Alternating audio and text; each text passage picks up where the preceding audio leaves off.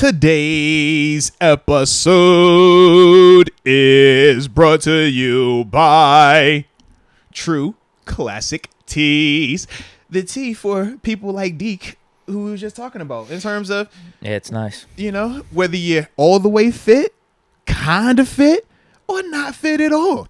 It gives you that nice athletic cut up top, fitted around the chest and around them biceps so you can look the part that you want to look, but then it also gives you a little more leeway around that midsection, baby, because we know not all six-packs are created equal, but we all got them somehow, some way, all right? So that is what True Classic Tees does bring to the table, and I love the fact that they're always in what we like to call prime colors, or just really good colors that go with everything.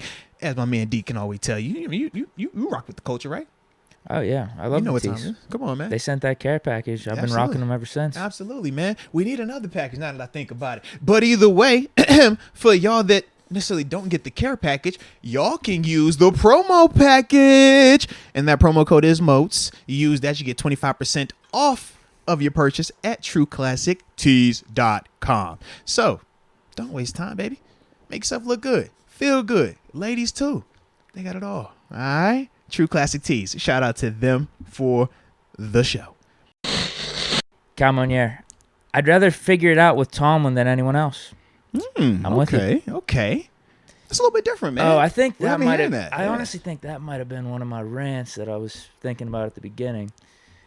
The whole fire Tomlin and people getting on Tomlin. It's just like, give us your grand solution right now. They don't have solutions. They just have action. Give us the grand solution for firing Tomlin. Mm-hmm.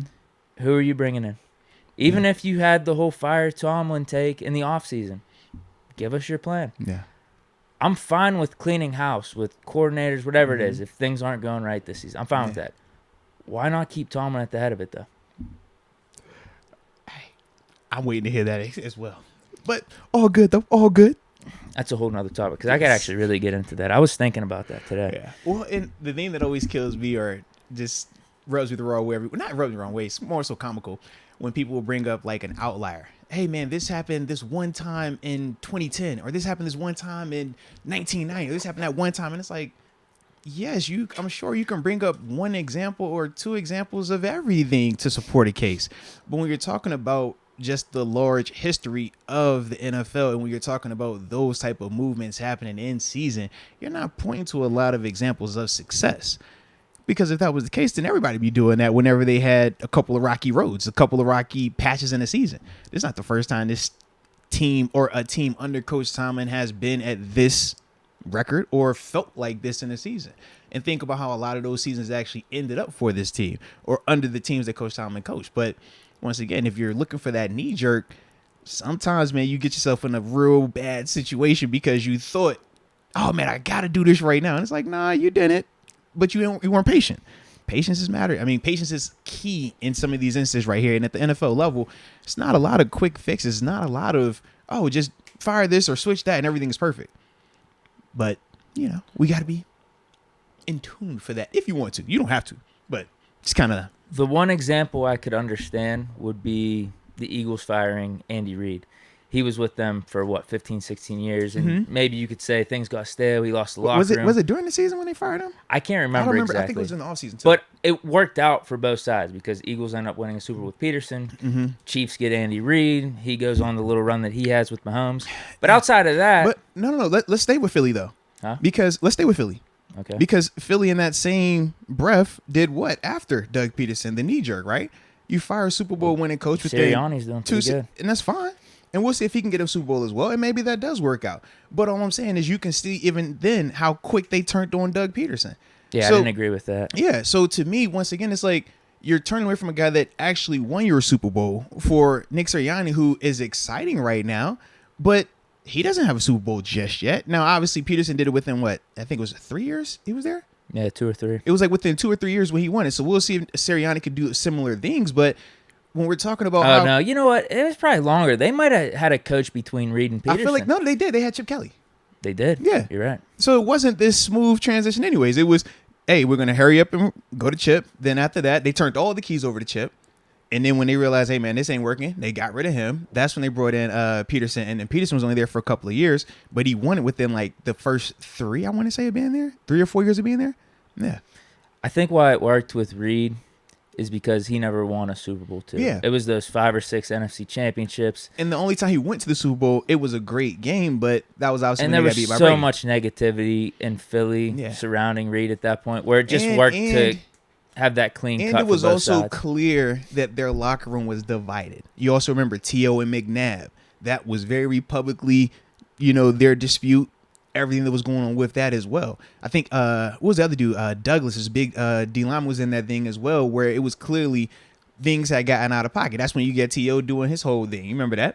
So with that, I did think that was very different in the context of when we're talking about Andy Reid versus the move. If you're going to move on from a Coach Tomlin, Coach Tomlin doesn't have a locker room that's nowhere near to the level of what that was happening in. I agree. He also doesn't have the personnel. When you're talking about a McNabb at quarterback, a T.O. at wide receiver, we don't have that currently. We could grow into that, but today they are not that. So that's my whole, man, this is what it is, though. You gotta go. But aside from that, even, who are the other guys in Tomlin's category right now? People Pete say Carroll. Sean Payton. People say Sean Payton. He left. He left, but he had multiple He never struggles. got fired. Yeah, well, and right now he could have probably 4 or 5 Mhm. head coaching jobs within the snap of a finger. Yeah. So he ended up leaving. The Saints never fired him, even though he's had some down years. Yeah. Pete Carroll with the similar. Seahawks, very Mhm. same thing. They are in no rush to fire him at all. Yeah. John John Harbaugh. And think John about it, it's been a Harbaugh's lot, another one. and it was a lot worse. Ravens will be stupid to fire him. Think about it, it got a lot worse under Pete Carroll, I feel like, than it has gotten under Coach Tomlin here. We haven't seen it get to how it's gotten at times when you're looking at that Seattle team these past couple of years, and you're just like, bro, like, Now, part of his injuries, you get Russ getting hurt. I get that. But we don't have too many experiences where we felt like we were irrelevant under Coach Tomlin. Now, we can see how this season goes, but we don't have a lot of that right there, man. I think he's given himself enough time, or at least enough benefit of the doubt, to see what happens in his first season here without Ben. Yeah. And then growing with the new first-round quarterback that you just picked as well. And these injuries have been just absolutely terrible. Hey, Deke, at least enough cachet to last for longer than 5 weeks, right? Sure. Because they be talking about, like, let's fire him after 4 games. I'm just like, why? I mean, I don't want to say why. I'll leave that alone. My timeline is this year he gets a pass. I even said going back to the offseason, I think no matter what happens this season, he gets a pass this year. Yeah. And then you see what happens this year too after Ben. And then you could start talking about hot seat. Yeah. That's where I'm at. And going back to some of the criticisms legit, but dude, what else are you gonna do, man? Yeah. And like you said, criticizing him and You holding could him to a criticize standard. Belichick. He's been making bad moves left and right without Brady, but are the Patriots gonna fire him? Right. The criticism is legit. It's just like, all right, who are you replacing him with? But then they say, oh, no, you can't be scared. Hey, you'll never know until you try. Okay. But then when you turn out and it doesn't always go as smooth as you want because history and the numbers support that, not personal feelings, then you're over there complaining, talking about, man, we shouldn't have done that, or whose decision was that, or why did they do that? It's just one of them things where it's like, yeah, you got to let this thing play its course. Yeah. Like it says, year one without 7. Without Kevin Colbert as well, man. And if we didn't have these injuries, we could be easily 3-2, Absolutely. 4-1, however you want to slice it. Absolutely.